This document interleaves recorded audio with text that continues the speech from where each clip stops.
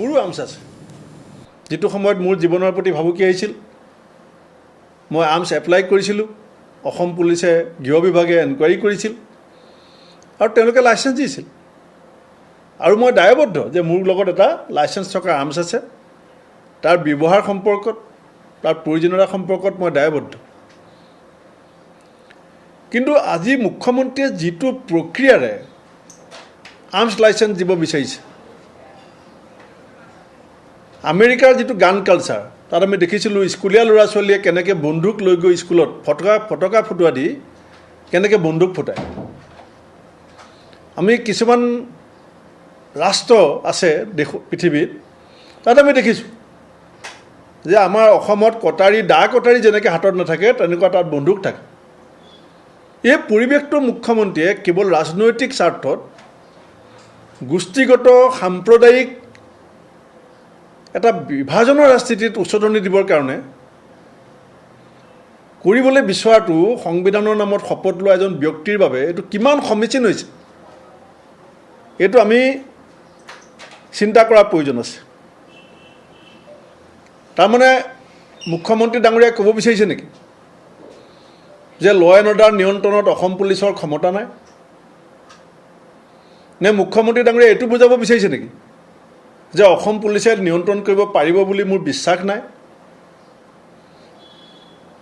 Violence is the prerogative of the state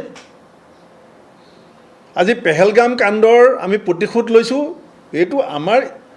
চৰকাৰৰ প্ৰেৰগেটিভ কালিলৈ কোনোবাই আইন বিৰুদ্ধ কাম কৰিছে তেওঁ শাস্তি দিয়া কোনোবা ৰাষ্ট্ৰপতিয়ে ফাঁচি দিব পাৰে পুলিচে কেতিয়াবা এনকাউণ্টাৰ কৰিবলগীয়া হয়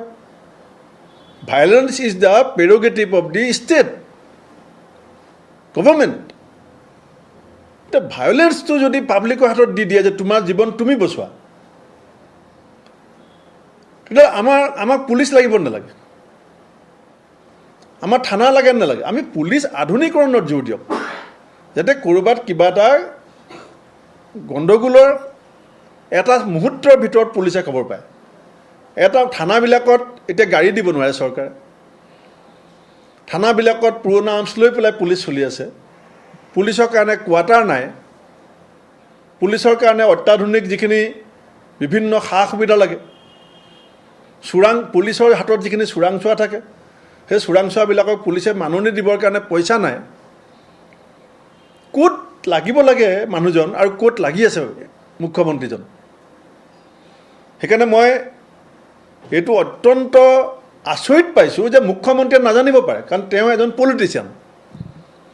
কিন্তু অসমৰ মুখ্য সচিবে কি কৰি আছে মুখ্য সচিবেতো জানে যে আৰ্মছ লাইচেন্সৰ এইটো নেশ্যনেল এক্ট এখন ৰাষ্ট্ৰীয় আইন হোম ছেক্ৰেটেৰী হোম কমিশ্যনাৰে জানে তেওঁ অসমৰ মুখ্য সচিব অসমৰ গৃহ সচিব গৃহ আয়ুক্ত এওঁলোক কি মুখ্যমন্ত্ৰীৰ মতে চলিব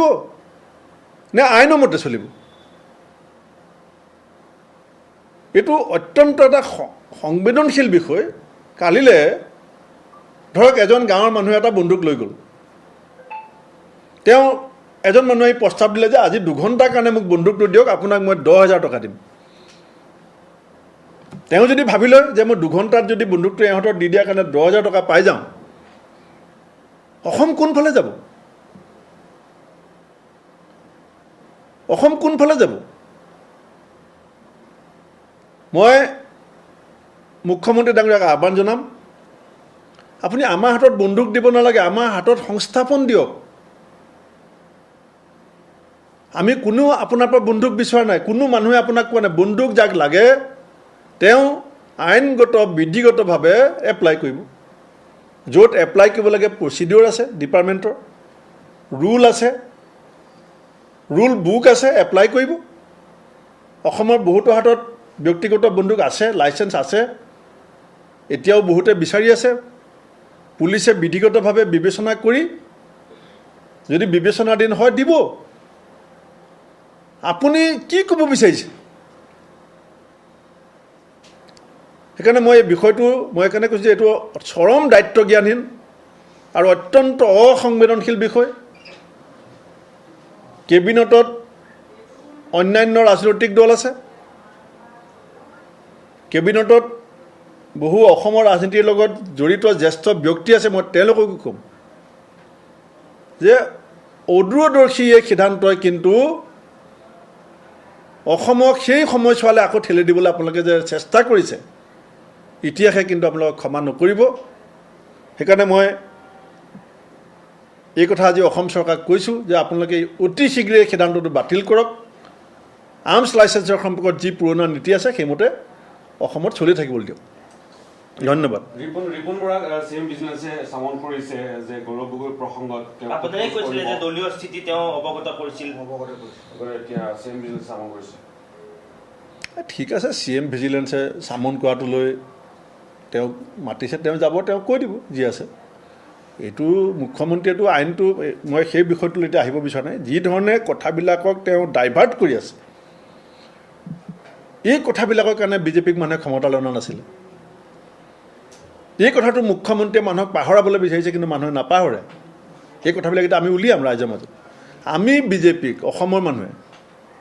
পৰিৱৰ্তন যে কথা কৈছিলে, এইটো কি তাৰমানে বন্দুকৰ পৰিৱৰ্তনৰ কথা কৈছিল নেকি? বন্দুক সংস্কৃতিৰ কথা কৈছিল। আমাক কোৱা হৈছিলে যে অসম নিয়োগ সৃষ্টিকাৰী ভাৰতবৰ্ষৰ ভিতৰত 1 নম্বৰ ৰাজ্য হ'ব। আমাক কোৱা হৈছিল ব্ৰহ্মপুত্ৰৰ দুই পাৰে এক্সপ্ৰেছ হাইৱে হ'ব, ব্ৰহ্মপুত্ৰখন খান্দি পেলাই অসমৰ বানপানী নাইকিয়া কৰি দিয়া হ'ব। আজি গুৱাহাটী অৱস্থা কি? এজাক বৰষুণত আজি গুৱাহাটী, আপুনি আজিৰ দিনটোত গুৱাহাটী, আপোনালোকে এতিয়া আহিছে ইয়াত সংবাদ সংগ্ৰহ কৰিবৰ কাৰণে, চবেই আপোনালোকৰ লং পেণ্ট কুচাই আহিছে। যোনে মটৰচাইকেলত আহিছে, যোনে গাড়ীত আহিছে, আপোনাৰ মনত এটা টেনশ্যন আছিল যে ক'ত মোৰ গাড়ী ষ্টাৰ্ট বন্ধ হৈ যাব। আৰু আমি কি বুলি কওঁ, স্মাৰ্ট চিটি। আজিৰ দিনটোত গুৱাহাটীত যিখিনি ভাৰতৰ বেলেগ ৰাজ্যৰ মানুহ আছে আৰু বিদেশৰ যিখিনি মানুহ আছে, তেওঁলোকে আজি গুৱাহাটীৰ স্মাৰ্ট চিটিৰ স্বৰূপটো দেখি গৈছে। গতিকে মুখ্যমন্ত্ৰীয়ে বিচাৰিছে নহয়, গুৱাহাটী স্মাৰ্ট চিটিৰ আচল স্বৰূপটো আলোচনা হ'ব নালাগে। গতিকে ইছ্যু ডাইভাৰ্টৰ টেকনিকটোৰে তেওঁ কিন্তু ইলেকশ্যনৰ বৈতৰণি আৰু পাৰ হ'ব নোৱাৰে। মৌলিক প্ৰাথমিক যিবিলাক কাম কৰিবৰ কাৰণে বিজেপিয়ে চৰকাৰলৈ আহিছিল, সেই কথাবিলাকত যিকেইদিন তেওঁৰ হাতত সময় আছে, তাত মুখ্যমন্ত্ৰী ডাঙৰীয়াই গুৰুত্ব দিবৰ কাৰণে মই আপোনাক পৰামৰ্শ দিছোঁ। আৰু মই সমগ্ৰ কেবিনেট, অসমৰ চিফ ছেক্ৰেটেৰী, হোম ছেক্ৰেটেৰী, হোম কমিশ্যনাৰক আহ্বান জনাইছোঁ যে অসংবেদনশীল